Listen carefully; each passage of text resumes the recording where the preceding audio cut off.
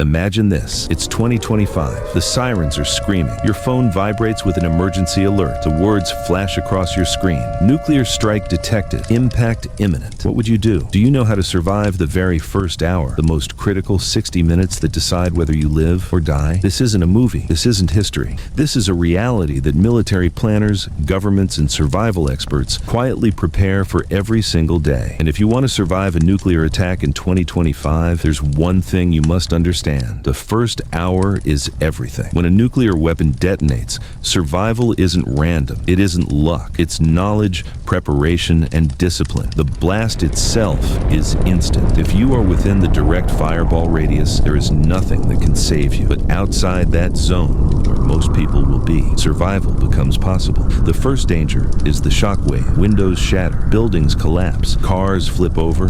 If you see the flash brighter than the sun and white hot, you have less than 10 seconds before the shockwave hits. You must drop flat to the ground, cover your head, and keep your mouth slightly open to equalize pressure. Standing at a window to see what happened is a fatal mistake. Flying glass and debris kill as many as the blast itself. If you survive the shockwave, the clock begins, the fallout clock. Fallout is the radioactive dust and debris thrown into the atmosphere. It rains back down in the first hour, covering everything. Roofs, cars, playgrounds, fields. It looks like harmless ash, but it emits invisible radiation strong enough to kill in minutes. This is why the first hour is the survival hour. Every decision you make must reduce exposure. Step 1. Get inside. The best protection is mass, concrete, earth, steel. A basement is ideal, if not the center of a large building with thick walls. Stay away from windows. Step 2. Stay inside. Every minute you spend outdoors in the first hour exposes you to lethal doses of radiation. Don't try to drive away. Highways will be jammed.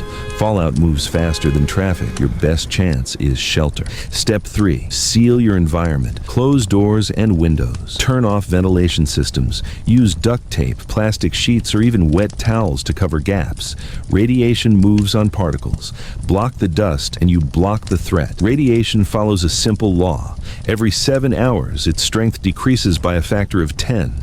That means after 7 hours, the radiation is 1/10 as strong. After 2 days, it's about 1/100th. Time is your greatest ally, but only if you stay sheltered. So the first hour becomes the first day, and the first day becomes the first week. The first day after a nuclear detonation is about one thing: minimizing exposure. The biggest mistake people make is assuming the danger passes quickly. The truth is, fallout peaks in the first 24 hours. This is when it's most deadly, and this is why you must resist every instinct to go outside, to check on neighbors, or to see what's happening. Inside your shelter, use the time to secure water, prepare food, create a toilet system, and maintain communication. Use clean containers, buckets, or even bathtubs for water. Stick to sealed cans, jars, and dry goods for food. Buckets, trash bags, and cat litter can become your sanitation system.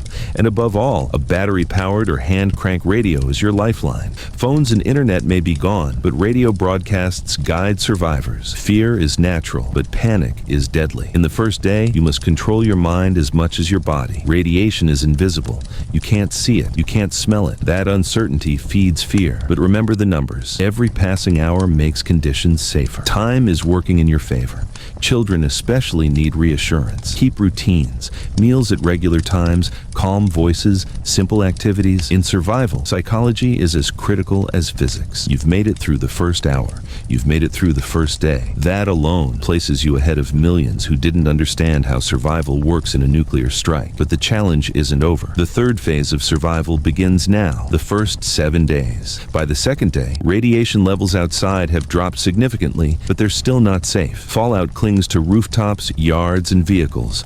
Winds can carry particles into nearby towns. Rule of thumb: don't leave your shelter until at least 48 hours have passed, and even then, only for brief, essential tasks. When you do step outside, cover your mouth and nose with cloth, preferably damp. Wear thick clothing, gloves, and a hat, and remove them before re-entering shelter. Move quickly, complete your task, and get back inside. Day 3 is when most survivors feel the urge to break routine. Supplies seem to run low. Cabin fever sets in. Neighbors start knocking. Discipline is hardest here, but it's also when patience pays off. By now, bottled water may be limited. The danger of contamination is still high. Rainfall in the first 2 days should never be collected, but after 72 hours, radiation levels in new rainfall decrease sharply. Still, purify water by filtering and boiling whenever possible. Food management in the first week is about rationing. The average person can survive on 1,200 to 1,500 calories a day under stress. Canned goods, rice, beans, dried fruit, and peanut butter become invaluable.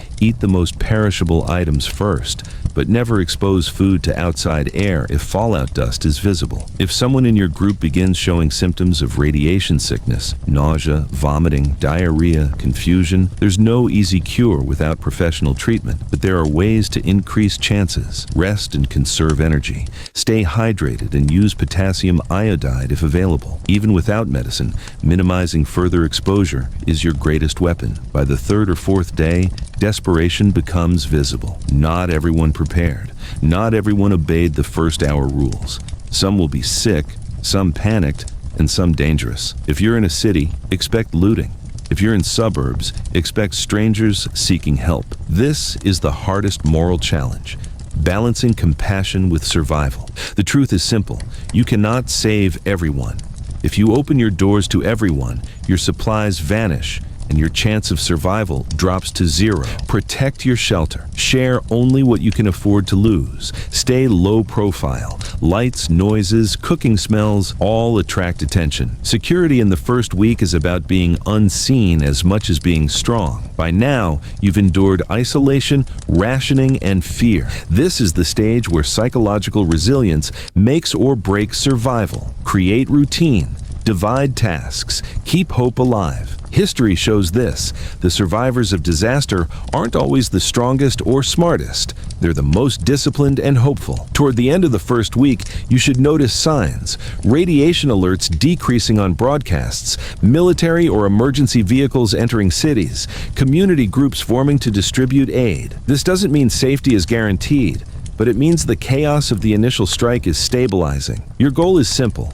Survive long enough to integrate into recovery efforts. Surviving a nuclear attack isn't luck. It's about following timeless principles.